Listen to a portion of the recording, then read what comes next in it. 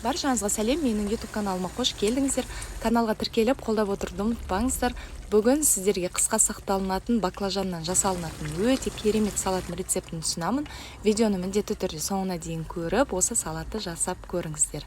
Ал ендеше бастайық. Алдымен баклажандарымызды тазалап, қабығын аршып шығамыз да, ірі етіп, ұзыншалап, турап, бір ыдысқа саламыз. Сосын тазаланған баклажандарымыздың үстінен мол етіп тұзды себемізде баклажандарымызды бір араластырып, қақпағын жауып, 1 сағатқа қалдырамыз. Бізде баклажанның артық суы шығып кету керек. Енді бөлек ыдыста қазанымызды қыздырып, майымызды құйып, майымыз қызғаннан кейін 2 кішкене немесе үлкендеу бір пиязымызды ірілеу етіп турап саламыз да 5 минуттай қуырамыз.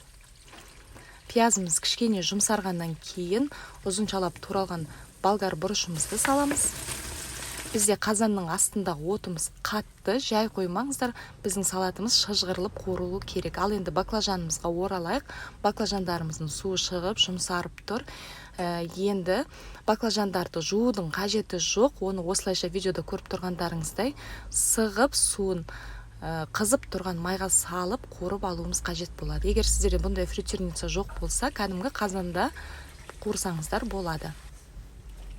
Мінекей осылай қызарып пісуі керек. Баклажандарымызды сүзіп аламыз.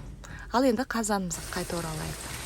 Енді помидорымызды саламыз да тағы да 10 минуттай қуырамыз. Отымыз қатты, менде от видеода көрінбей қалыпты, бірақ өте қатты болып тұр. Салатым шыжғырылып, қуырылып жатыр. Солай болуы керек. Енді 5-6 штук чесногымызды саламыз. Чеснок салғаннан кейін тағы да бір 5 минуттай қуырамыз. Татымына қарай тұздаймыз. 1 ас қасық тұз және 2 ас қасық қант. Араластырамыз да тағы да 2-3 минуттай бұқтырып қорғаннан кейін баклажандарымызды саламыз. Баклажан салғаннан кейін 2-3 минут қана қуырсаңыздар жеткілікті болады. Видеода көргендеріңіздей болгар бұрышы және помидорлар жартылай піскен, солай болуы қажет.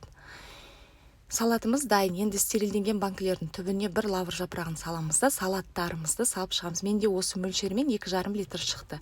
Енді әр банкаға, яғни 1 литрға 1 ас қасық 9% уксусты салып шығамыз.